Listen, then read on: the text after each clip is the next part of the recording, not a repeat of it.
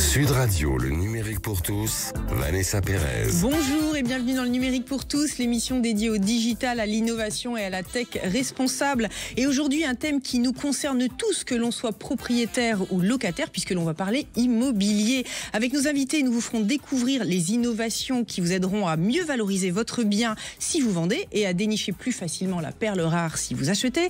Également au programme, comment le métier d'agent immobilier est en train d'évoluer à l'heure de l'intelligence artificielle.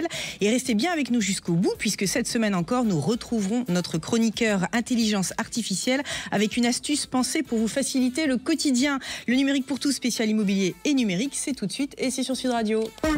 Sud Radio, le numérique pour tous, Vanessa Pérez. Et pour commencer cette émission spéciale immobilier et numérique, un homme au parcours aussi fou qu'ambitieux, puisqu'il a été le pionnier dans le domaine des portails immobiliers en créant une alternative innovante au site d'annonces traditionnels avec le portail Bien Ici. Aujourd'hui, il revient à la tête du groupe en tant que président pour partager sa vision du marché et des innovations à venir. J'ai le plaisir d'accueillir David Benbassa. David, bonjour. On est ravis de vous avoir en plateau. Alors, avant de rentrer dans le vif du sujet, derrière des entreprises, il y a des hommes. Racontez-nous un peu ce parcours si particulier. Au particulier, je suis pas sûr. En fait, j'ai fait un parcours très lié au commerce, au marketing et bien sûr au digital, dans différents secteurs, aussi différents que la finance, le média, le e-commerce. Et j'ai découvert finalement l'immobilier assez tardivement, en 2008. Pas forcément le beau moment, puisqu'il y avait une crise financière assez forte, chez Nexity pour développer le marketing digital.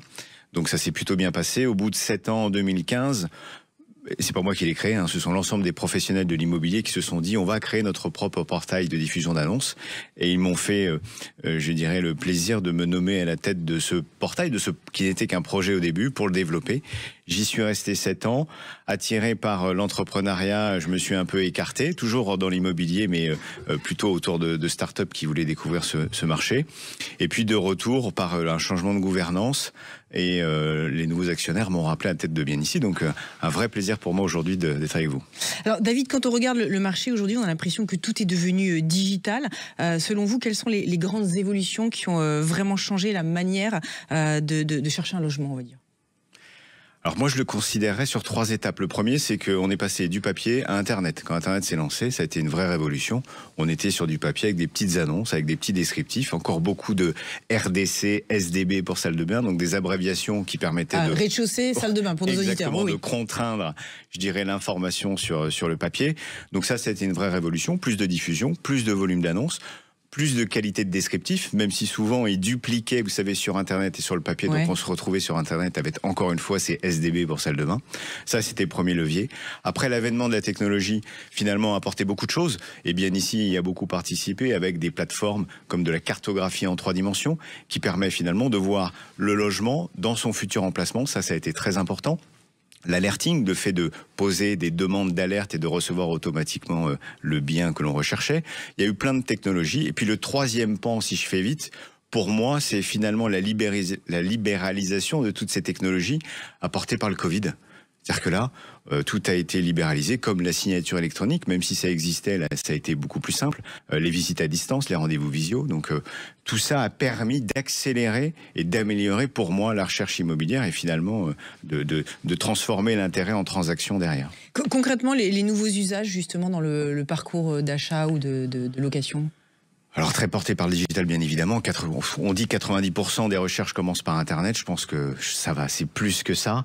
Après les critères principaux, et on commence toujours par de l'emplacement, je le disais, par le prix, par de la surface. Après en fonction et au gré des évolutions d'usage ou des évolutions réglementaires, par exemple l'usage c'est de dire aujourd'hui, et c'est possible sur Bien Ici, d'aller chercher un bien et de voir si tout près il y a une borne de recharge électrique.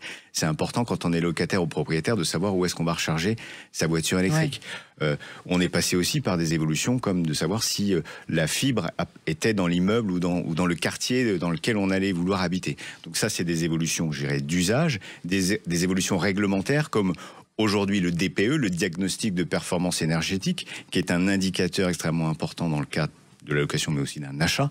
Et donc là, on peut aussi rechercher via des DPE. Les usages de la recherche évoluent en fonction de la vie quotidienne, mais aussi de la réglementation. Et d'ailleurs, aujourd'hui, il y a une véritable tension sur le marché immobilier entre la demande et l'offre. Est-ce que vous le voyez, vous, sur vos portails? Est-ce qu'il y a des choses qui sont en train de changer radicalement? Oui, ça évolue. Alors, on a vécu 2 années de crise. Jean-Philippe en parlera mieux que moi au sein du réseau La Forêt, mais depuis septembre 2024, on sent que ça commence à être un peu plus positif. 2025, on le voit, nous, sur le domaine de la demande, où bien ici, bat des records d'audience. Sur l'été dernier, c'est plus de 40 millions de visites. Donc la demande est là, aussi bien sur la transaction que la location. L'offre de transaction augmente. On est sur une stabilité des prix, une stabilité des taux, ce qui explique que le marché va un peu mieux. Maintenant, le marché a aussi horreur des incertitudes. Donc on est aujourd'hui dans une phase quand même assez incertaine. Et voilà, il faut qu'on garde notre calme et qu'on regarde un peu ce qui se passe et qu'on ait confiance en l'avenir. Je le dis pour les agents immobiliers, mais aussi pour les candidats acquéreurs et les candidats locataires. Aujourd'hui, on dit toujours que c'est le moment d'acheter. Bah oui, c'est le moment, c'est surtout en fonction de ses propres besoins. Alors, on parle beaucoup de digital, parce que c'est le thème de l'émission, mais est-ce que ça veut dire que c'est la mort des agences immobilières ? Mais pas du tout. En fait, le digital, et j'ai toujours dit, est un outil qui permet d'aller plus vite dans sa recherche. L'IA va accélérer aussi l'identification. L'intelligence artificielle va identifier finalement le meilleur bien qui va nous correspondre. Maintenant, la transaction reste aux mains, pour moi, du professionnel de l'immobilier et de l'agence. En fait, le candidat locataire ou acquéreur a beaucoup plus d'informations. Des sites comme Bien Ici vous donnent un tas d'informations sur le bien, mais aussi son environnement, savoir qu'il y a des transports, des commerces autour. Donc, quand on va voir un agent immobilier pour découvrir le bien, le visiter, on a déjà tout un tas d'informations. Maintenant, vu la complexité réglementaire que j'évoquais juste avant, l'agent immobilier a toute sa place et encore plus pour accompagner de manière sereine le candidat acquéreur ou locataire dans sa démarche. Vous qui voyagez beaucoup, David, outre-Atlantique, si on se projette un petit peu, parce que les tendances nous arrivent après, au bout de 2 ou 3 ans, qu'avez-vous repéré comme innovation, on va dire, notamment aux États-Unis, qui risque de nous tomber dessus dans quelques mois ou quelques années ? Alors, les États-Unis sont toujours très en avance. Il y a des sites comme Zillow, de portail immobilier, qui sont très en avance. Eux sont en avance sur l'information, je vais le dire comme ça. Ça veut dire qu'ils sont capables de donner des taux de criminalité, des taux de suicide dans des quartiers. Je suis pas sûr qu'on ait envie de ça. Je suis pas sûr que j'ai envie de mettre ça sur le portail Bien Ici. Par contre, l'utilisation de l'IA est de plus en plus importante. La relation avec ChatGPT ou Gemini ou d'autres structures comme celle-ci est un enjeu pour les portails immobiliers, puisque demain, nos internautes iront faire cette double démarche, j'en suis persuadé, de regarder un petit peu comment son ami préféré, ChatGPT ou autre, viendra le conseiller sur un bien immobilier. Nous, notre prérogative en tant que verticale immobilière de recherche, c'est de l'accompagner plus avant, de lui donner plus d'informations et de le mettre en relation. Voilà. Donc, tout n'est pas bon à prendre aux États-Unis. Il y a quelques éléments qui sont intéressants, notamment ces relations avec les LLM. Donc, mais je pense que Cyril en parle. Les langages d'intelligence artificielle. Exactement. Donc, tout n'est pas bon à prendre, mais on sent que la France se dirige évidemment dans cette direction, et beaucoup d'entreprises et d'entrepreneurs avec les startups se sont mis sur le sujet. L'intelligence artificielle aide aujourd'hui les agents immobiliers à rédiger leurs descriptifs, à répondre de la meilleure façon possible à leurs clients ou candidats. Nous, notre objectif, c'est d'utiliser l'intelligence artificielle pour accélérer et encore plus simplifier, si c'était possible, la recherche immobilière. Merci beaucoup, David Benbassa. Je rappelle que vous êtes président du portail Bien Ici. Restez avec nous, on marque une courte pause et on se retrouve dans quelques instants dans le numérique pour tous, spécial immobilier et numérique sur Sud Radio.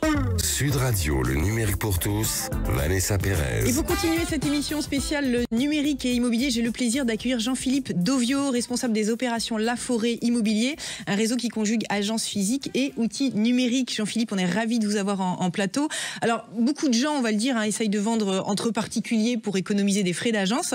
Mais d'après vous, quel est le risque à procéder ainsi ?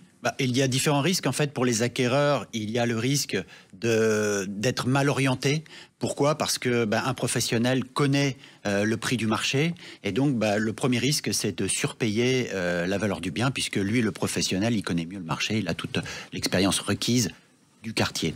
Et puis, il y a pour le vendeur aussi, vendeur seul, c'est le risque de ne pas avoir de clients potentiels qualifiés, c'est-à-dire que n'importe qui vienne visiter son appartement sans laisser de coordonnées et sans même peut-être la solvabilité de pouvoir acheter cet appartement ou cette maison. Alors, on posait la question à David, entre les agences physiques et les portails digitaux, est-ce que la profession d'agent immobilier est à risque ou pas selon vous ? Alors, je vais vous répondre avec une enquête qu'on vient de réaliser et qui est récente, puisqu'elle a été réalisée par OpinionWay du 27 au 29 août, donc récemment, sur 1000 Français représentatifs de la population française. Et donc, il en résulte que 80% des Français considèrent qu'une bonne agence de quartier constitue un référent connaissant parfaitement le marché local. Et 78% également de ces Français considèrent qu'une agence immobilière de quartier est perçue comme un acteur offrant une multitude d'aides complémentaires. Donc concrètement, on ne se pose pas la question ? Si, on peut se poser la question, mais je pense que cette relation intuitu personae, cette relation de proximité est extrêmement importante par rapport à toutes les prestations digitales qui peuvent être proposées en ligne. En plus, on le disait en préparant cette émission, il y a un vrai engagement personnel et il y a presque un stress, on va dire, quand on s'engage. Voilà, ça c'est l'autre point, c'est-à-dire que le stress qui est lié à l'action, l'acte immobilier, et parce qu'il ne faut pas oublier que parfois il s'agit d'un divorce, la mise en vente, il s'agit aussi d'une succession. Beaucoup de stress, beaucoup d'émotions. Et donc, le rôle de l'agent immobilier, en dehors de son professionnalisme, c'est de porter une partie du stress et de la charge mentale pour le compte de ses clients. Alors, on le disait, il a sûrement de plus en plus d'outils, cet agent immobilier, à sa disposition pour faire des télévisites, pour faire signer certains actes. Comment vous voyez cette évolution depuis les dernières années? Qu'est-ce que vous mettez à disposition des agents pour Aujourd'hui, on peut tout faire en ligne. Quasiment, on peut acheter en ligne. La signature électronique est là pour ça. On peut vérifier l'identité de la personne. Tout est faisable. En revanche, ce qui importe pour les gens et ce qu'ils désirent, c'est cette relation intuitu personae qui s'installe avec l'agent immobilier, cette empathie, cette compréhension aussi de la raison de la vente ou de la raison de l'achat, qui est souvent aussi chargée d'émotions. Et donc l'agent immobilier fait la part des choses, ce que ne fera pas forcément une intelligence artificielle ou ce que ne fera pas forcément non plus un site internet avec des prestataires à distance devant un écran. Mais dites-nous quand même, on est curieux de savoir ce que ce fameux agent immobilier a aujourd'hui à sa disposition pour augmenter quelque part sa expertise. Alors aujourd'hui, l'agent immobilier, il a à sa disposition un certain nombre d'outils. Il a un logiciel métier, il a des applications mobiles qui lui permettent de se déplacer avec une tablette ou avec son téléphone pour pouvoir avoir accès à un certain nombre d'informations. Et puis après, il y a évidemment, on en parlait, l'intelligence artificielle qui permet d'optimiser un certain nombre de points, soit de la relation, c'est-à-dire de suivre la relation, par exemple, d'être fiable. Les rendez-vous, l'intelligence artificielle, l'agenda peut être géré par une partie d'intelligence artificielle et ainsi rappeler les rendez-vous, rappeler les missions qui sont à réaliser dans la journée ou d'ici la semaine, etc. Donc là, l'intelligence artificielle apporte énormément de soutien et puis aussi de logistique pour l'agent immobilier. Mais l'agent immobilier reste prioritaire dans l'esprit des Français. On veut une relation intuitu personae. On veut visiter physiquement, c'est-à-dire qu'on peut aussi avoir une visite virtuelle du bien qui permet de se donner une impression, une idée précise, mais l'idée sera d'autant plus précise quand on aura visité le bien, qu'on aura vu le quartier, qu'on aura regardé par la fenêtre, qu'on aura été au pied de l'immeuble ou devant la maison, et tout ça est irremplaçable. Et là, donc, le portail digital amène du flux dans les enseignes physiques, dans les agences physiques. Comment vous arrivez à évaluer un petit peu l'attractivité?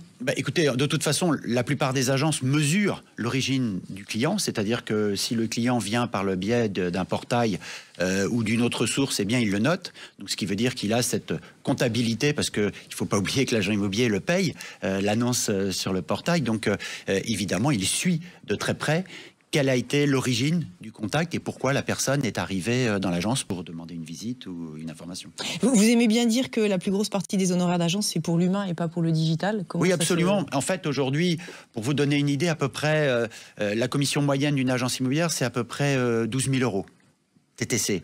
Donc pour les 12 000 euros TTC, on peut compacter un certain nombre d'outils digitaux, mais si on compacte ces outils digitaux qui n'ont pas forcément une grande valeur, ils ont une valeur d'efficacité, mais pas forcément une valeur marchande, on n'atteint pas 12 000 euros de prestations numériques.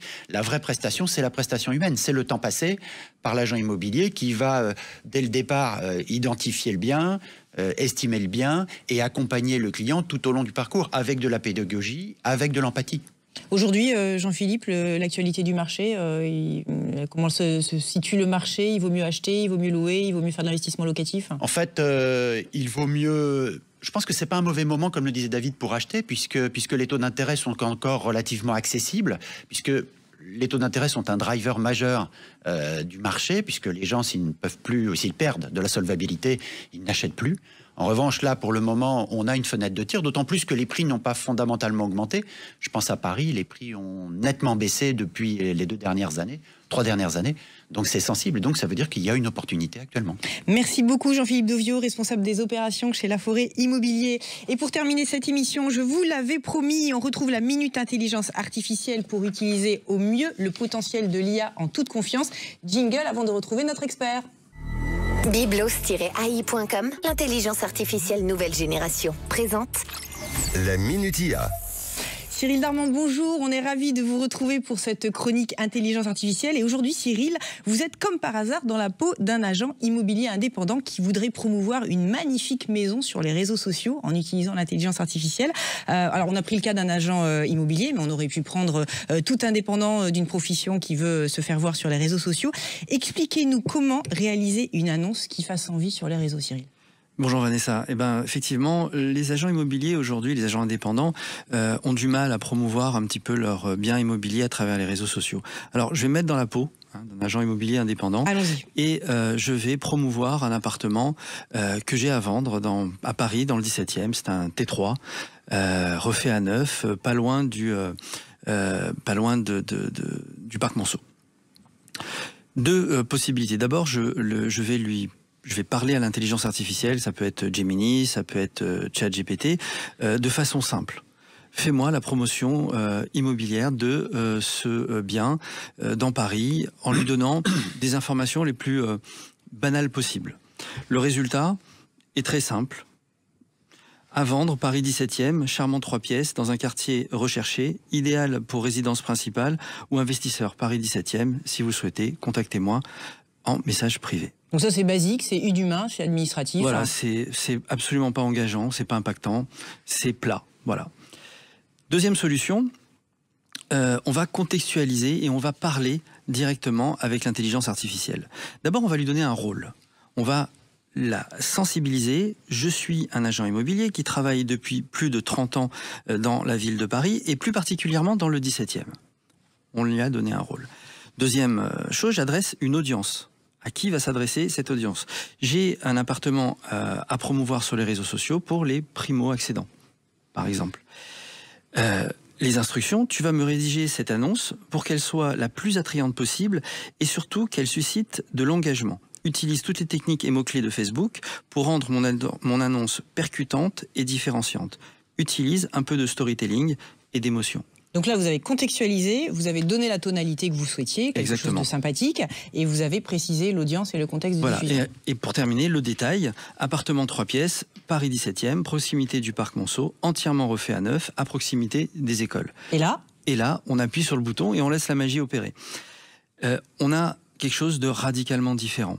Appartement de standing Paris 17e, c'est le titre de mon annonce. Et si votre nouveau chez vous se trouvait à 2 pas du parc Monceau? Situé dans un des quartiers les plus prisés de Paris, cet appartement 3 pièces a été entièrement refait à neuf avec des matériaux modernes et des finitions raffinées. Un lieu où chaque détail a été pensé pour offrir confort, élégance et sérénité. Et là, on a envie d'habiter. On a quelque chose qui est radicalement différent et l'annonce se poursuit. Je veux dire, elle est vendeuse. Elle est vendeuse. Alors imaginons Cyril maintenant, vous sortez de la peau de cet agent immobilier et je souhaite préparer mes prochaines vacances ou un week-end. Est-ce que l'intelligence artificielle va pouvoir m'aider et que dois-je lui dire pour qu'elle soit quand même sensible à mes goûts? Eh ben, de la même façon, on a envie de préparer un week-end, ça peut être une escapade sportive, culinaire, amoureuse, on visite des lieux, pareil. Si jamais je prends un exemple, j'ai envie de fêter mon anniversaire de mariage avec ma femme dans l'arrière-pays niçois. Donc je demande à l'intelligence artificielle, je lui dis trouve-moi un programme de façon très simple pour passer un week-end directement en arrière-pays niçois. La réponse est très plate, pareil. Une idée simple et romantique, un week-end en relais château, dans un petit village. Tout est très simple. Par contre, si je commence à lui donner un rôle, comporte-toi comme un spécialiste de l'organisation de voyage et l'organisation de week-end, des instructions, je dois organiser un anniversaire de mariage pour ma femme, je souhaiterais que ce soit dans la région niçoise, le détail, trouve-moi un hôtel de charme et organise-moi 2 jours entre restaurant et balade. Alors là, c'est radicalement différents. On n'a pas le temps de présenter parce que c'est un programme complet. L'intelligence artificielle nous donne 3 hôtels différents, des balades insolites, des dîners gastronomiques, main dans la main pour passer un moment absolument romantique. Excellent, ça fait envie, mais quand même garder un œil critique sur ce que vous propose l'intelligence artificielle, on ne le dira jamais assez. Exactement. Merci Cyril Darmon pour vos précieux conseils. Merci beaucoup pour votre écoute et surtout n'oubliez pas toutes les questions que vous vous posez sur l'immobilier ou votre logement. Vous pouvez nous les transmettre par SMS en envoyant IMO I2MO au 7 20 18. Nos spécialistes vous répondront comme tous les samedis midi dans Parlons Immo sur Sud Radio. Le numérique pour tous, c'est fini pour aujourd'hui et pour prolonger la discussion, on se retrouve sur vos réseaux sociaux préférés et ceux de nos invités. Il est temps pour moi de vous souhaiter une excellente fin de week-end et de vous dire à la semaine prochaine.